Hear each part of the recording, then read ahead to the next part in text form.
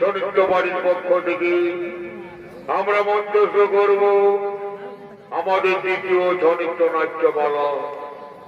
সেই করণী হল আমাদের এই বছর নূতন পালা আপনাদের মধ্যে অনুষ্ঠিত হবে।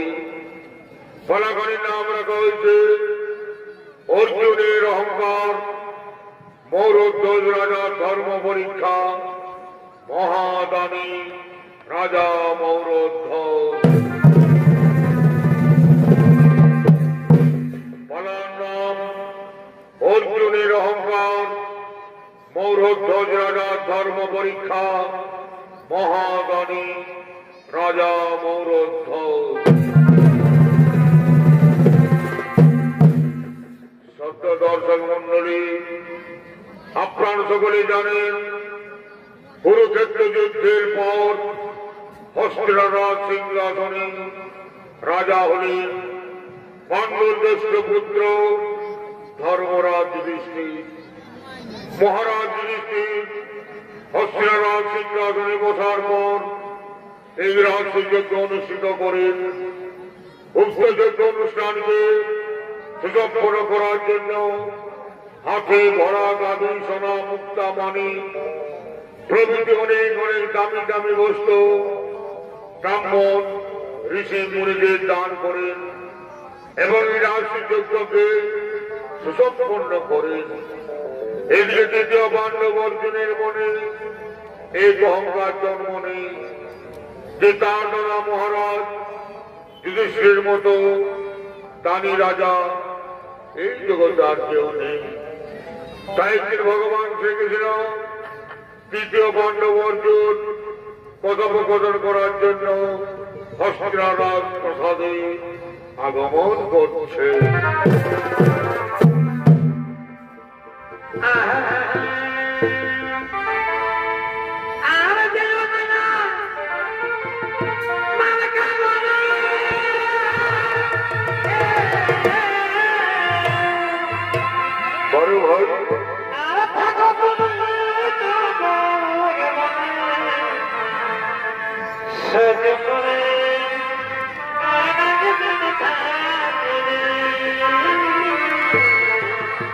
अच्छा अच्छा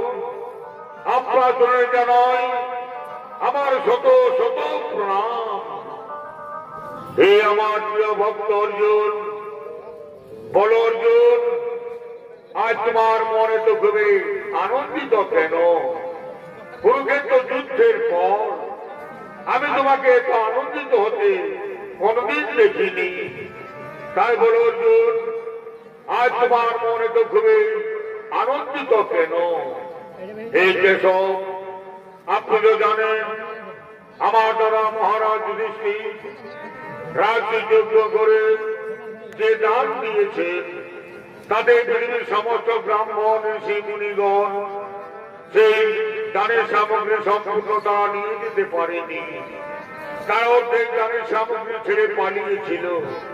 তাই এই সব আমি মনে করি আমার দাদার মতো যোগ্য, আমার দাদার মতো দান এই পৃথিবীতে কেউ দিতে পারেনি। তাই আমার মনে তো আনন্দিত। তাই এই সব তার জন্য আমার মনে তো খুবই আনন্দিত।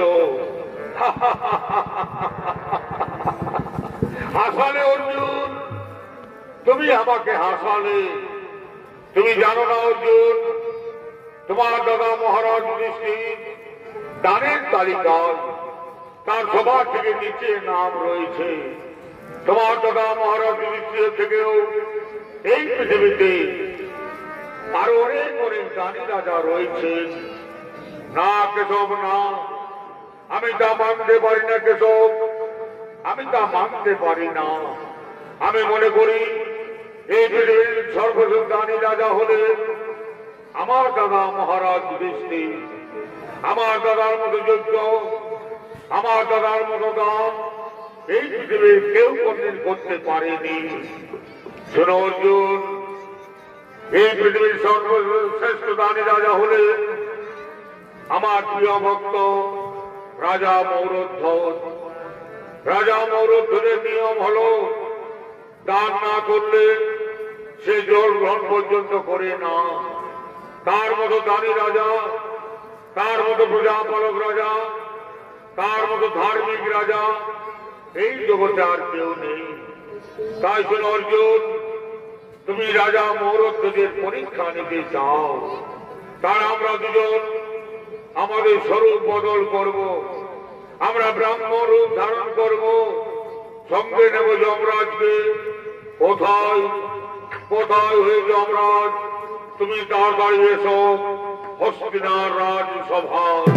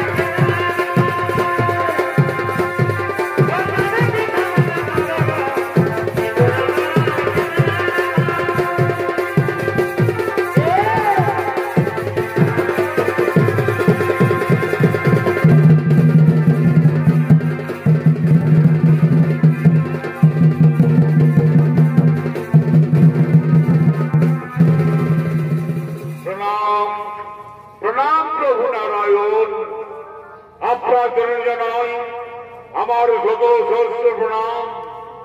বলুন প্রভু, আপনি কি জন্য যমরাজকে হস্তিনারাজ প্রসাদে ডেকেছেন? প্রভু শুনো যমরাজ, অর্জুনের মনে অহংকার জন্ম নিয়েছে, তাই অর্জুনের অহংকার ভঙ্গ করতে হবে। আমি আর অর্জুন ব্রাহ্ম রূপ ধারণ করব, আর তুমি সিংহের রূপ ধারণ করবে। আমরা তিনজন চলে যাব রাজা মৌরধ্বজের রাজসভায়। রাজা মৌরধ্বজকে পরীক্ষা নিতে হবে। রাজা মৌরধ্বজ কত বড় দানি, তাই তো আমরা তিনজন চলে যাব রাজা মৌরধ্বজের রাজসভায়।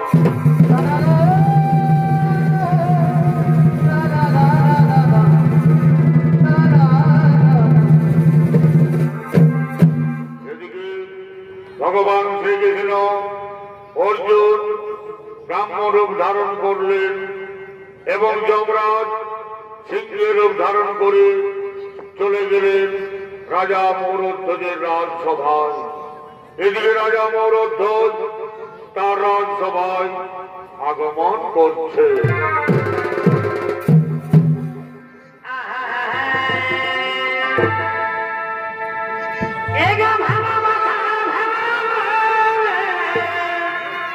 আচ্ছা আচ্ছা,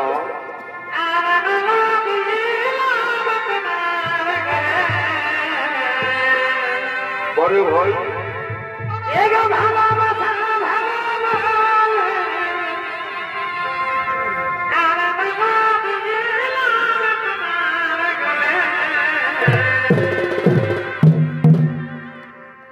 What is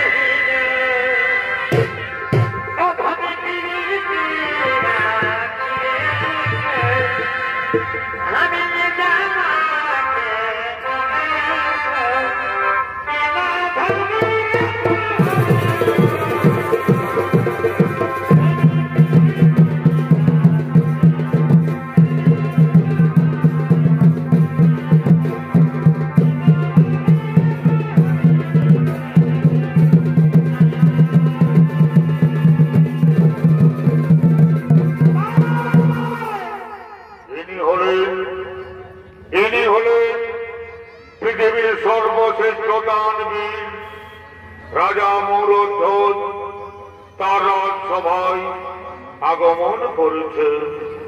আর রাজা মরধ্বজের ভূমিকায় চরিত্র দেখাবে আপনাদের আলোকিত মহাপ্রবীণ মঞ্চে আপনাদের অতি সুপরিচিত এক তরুণ ছেলে ওস্তাদ প্রদ্যুম্ন কুমার মাহাতো।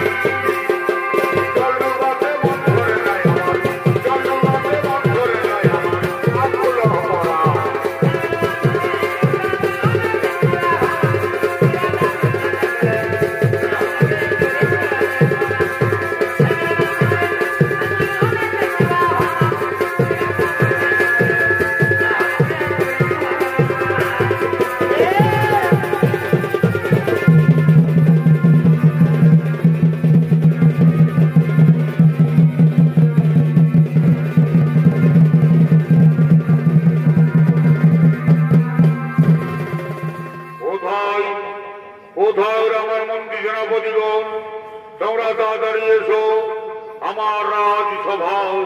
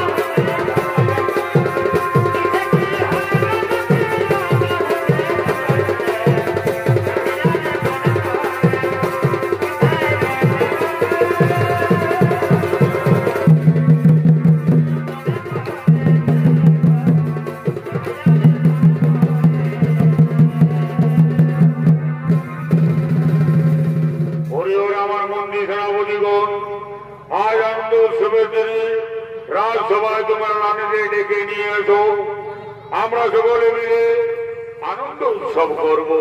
তাই তোমরা এই মুহূর্তে রানীদের ডেকে নিয়ে এসো। তাই হবে মহারাজ, তাই হবে।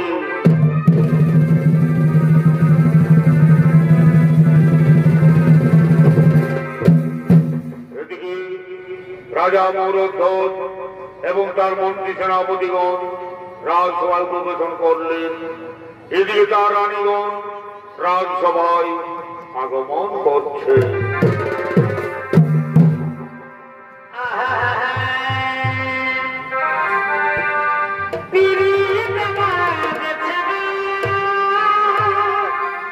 আচ্ছা আচ্ছা, আমি যতই ভাবি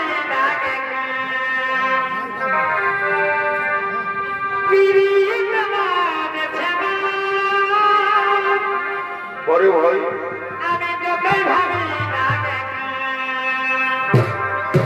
আচ্ছা আচ্ছা, পরে ভাই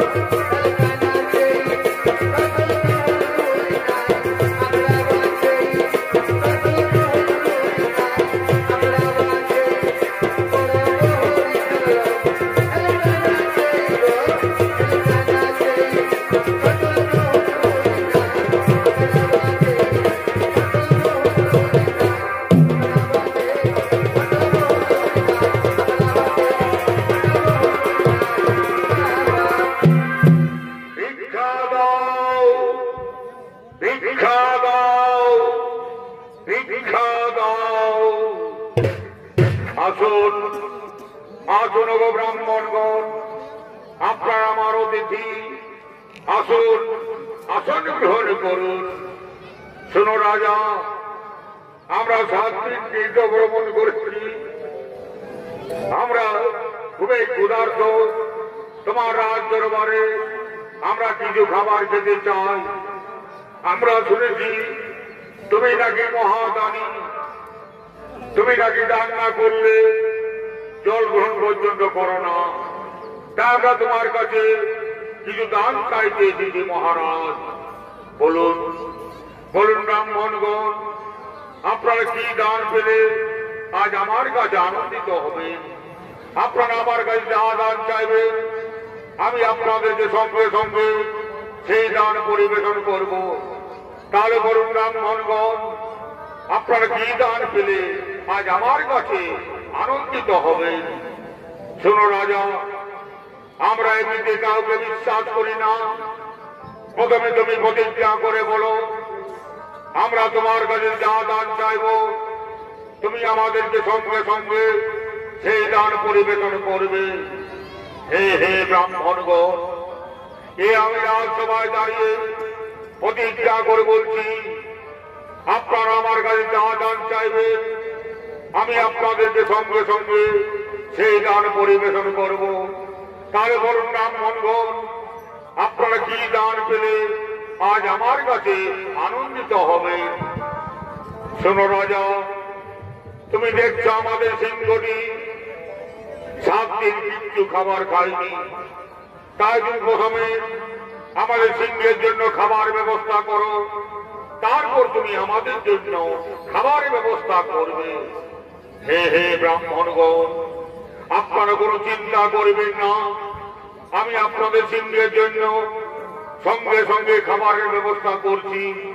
আপনারা বসুন, আপনারা কোনো চিন্তা করবেন না।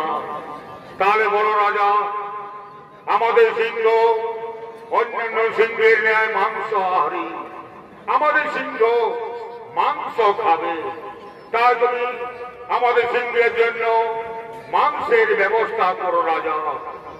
তাই হবে ব্রাহ্মণগণ, তাই হবে। আপনাদের সিংহের জন্য আমি সঙ্গে সঙ্গে মাংসের ব্যবস্থা করছি, আপনারা কোনো চিন্তা করবেন না। তাহলে বড় রাজা, তুমি আমাদের সিংহের জন্য কি পশু হত্যা করবে, নাকি তোমার প্রজাদেরকে তুমি হত্যা করবে? না না ব্রাহ্মণগণ, আমি পশু হত্যা করব না, পশু হত্যা মহাপাপ। আমি আমার প্রজাদেরকে হত্যা করব না, কারণ আমার প্রজা আমার পুত্র তুল্য, আমি আমার প্রজাদেরকে হত্যা করব না। তাহলে বড় রাজা, কেমন ভাবে তুমি আমাদের সিংহকে মাংস খাবার পরিবেশন করবে? ওগো ব্রাহ্মণগণ, আমি আমার নিজের দেহের মাংস কেটে আপনাদের সিংহকে খাবার পরিবেশন করব। আমি আমার নিজের দেহের মাংস কেটে আপনাদের সিংহকে আমি খাবার পরিবেশন করব।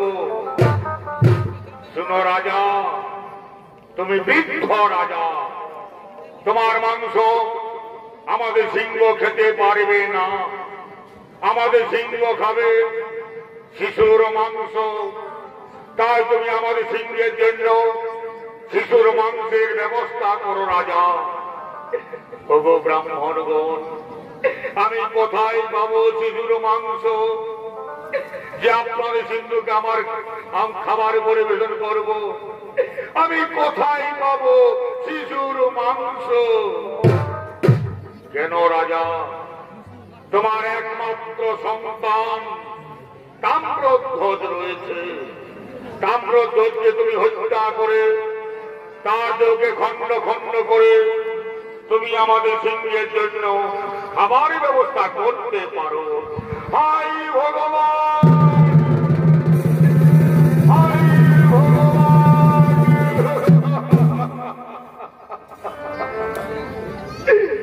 আমার একমাত্র সন্তান তাম্রধ্বজ, যার বয়স মাত্র 7 বছর, তাকে নিজের হাতে হত্যা করে তার চোখে খণ্ড খণ্ড করে এই সিংহকে খাবার পরিবেশন করতে হবে। তুমি একই ছলনা করলে প্রভু নারায়ণ, তুমি একই ছলনা করলে প্রভু নারায়ণ। কিন্তু তাম্রধ্বজ আমার একার সন্তান নই। আমি আমার রানীকে জিজ্ঞাসা করব, রানী তুমি শুনেছ? রানী তুমি শুনেছ? রানী তুমি শুনেছ? হে রাজা,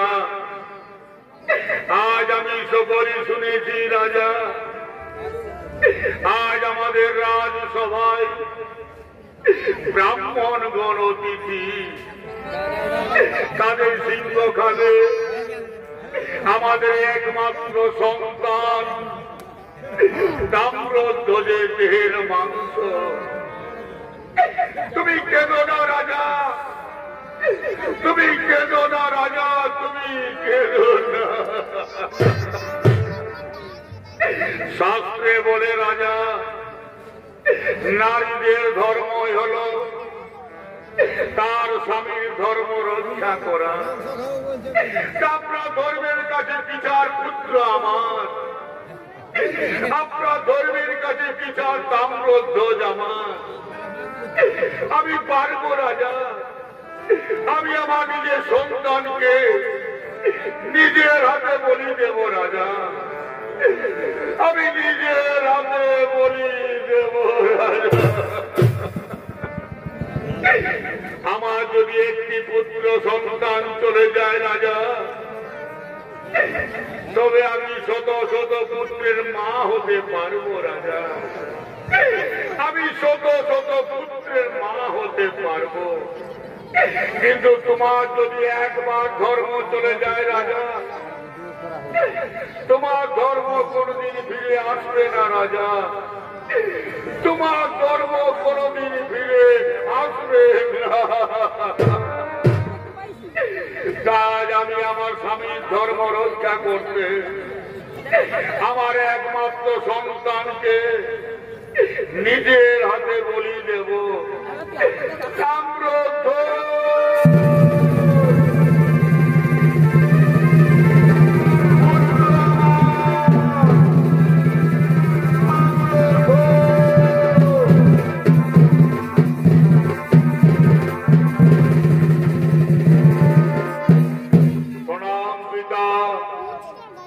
প্রণাম গো মাতা, আপনাদের চরণে জানাই আমার শত সহস্র প্রণাম।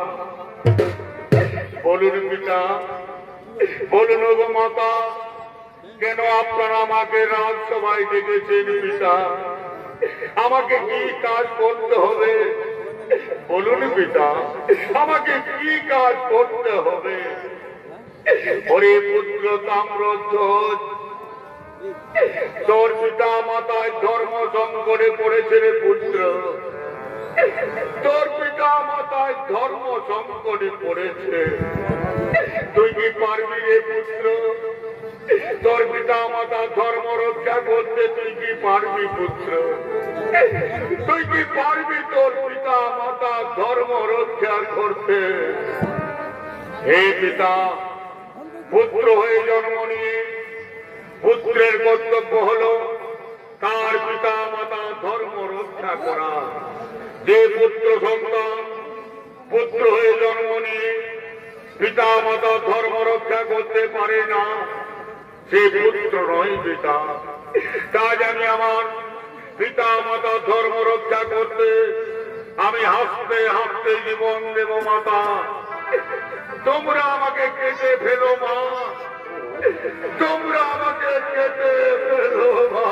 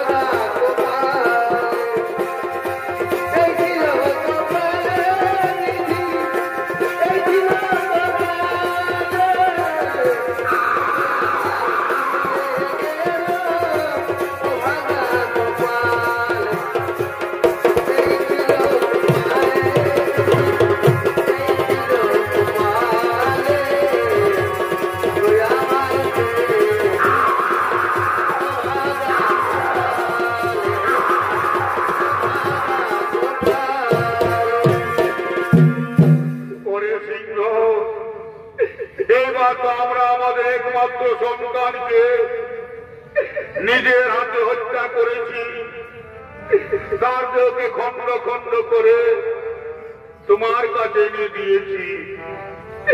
এইবার তুমি এই মাংস খেয়ে নাও রে সিংহ, এইবার তুমি আমার ছেলের মাংস খেয়ে নাও, তুমি আমার ছেলের মাংস খেয়ে নাও। ওগো ব্রাহ্মণগণ, এইবার তো আমরা আমাদের একমাত্র সন্তানকে নিজের হাতে হত্যা করেছি এবং তার দেহকে খণ্ড খণ্ড করে আপনাদের সিংহকে আমরা খাবার খাইয়েছি। এবার আপনারা আমার রাজসভায় সেবা গ্রহণ করুন আর আমাদের ধর্ম থেকে মুক্ত করে দিন। ব্রাহ্মণগণ, আমাদের ধর্ম থেকে মুক্ত করে দিন। শোনো রাজা, তুমি মহাপাপী রাজা, তুমি মহাপাপ করেছ, তুমি শিশু হত্যা করে মহাপাপ করেছ। তাই পাপীর দিয়ে আমরা সেবা গ্রহণ করব না, পাপীর দিয়ে আমরা সেবা গ্রহণ করব না। ওগো ব্রাহ্মণগণ, আপনারাই তো বলেছিলেন আমাকে শিশু হত্যা করতে, আপনাদের আদেশে আমি আমার একমাত্র সন্তানকে হত্যা করেছি। তবে কেন আপনারা আমার কাছে সেবা গ্রহণ করবেন না? কেন আপনারা আমার কাছে সেবা গ্রহণ করবেন না? শুনো রাজা, তা আমরা জানি না তুমি মহাপাপী রাজা, তুমি শিশু হত্যাকারী, তুমি মহাপাপ করেছ, তুমি শিশু হত্যাকারী। তোমার গৃহে আমরা কোনোদিন সেবা গ্রহণ করব না, তোমার গৃহে আমরা কোনোদিন সেবা গ্রহণ করব না। ভাই ভগবান, ভাই ভগবান, তুমি আমাকে রক্ষা করো প্রভু নারায়ণ, তুমি আমাকে রক্ষা করো প্রভু নারায়ণ। আমার রাজপ্রাসাদ থেকে যদি এই ব্রাহ্মণগণ নিত্য হতে বাড়ি ফিরে যায়, তবে আমি মহাপাপী হব এই পৃথিবীর মধ্যে। ওগো প্রভু নারায়ণ, আমি যদি পৃথিবীর জীবকে কোনদিনই কোনো দুঃখ দিয়ে না থাকি, আমি যদি সদা সর্বদা ধর্মপথে চলে থাকি, তাহলে আমার ধর্মের জোরে আমার পুত্র পুনরায় জীবিত হয়ে আসবে। আমার পুত্র একবার মৃত্যুবরণ করে আমার ধর্ম রক্ষা করেছে, আমার পুত্র পুনরায় জীবিত হয়ে আমার ধর্ম রক্ষা কর পুত্র, আমার ধর্ম রক্ষা কর পুত্র।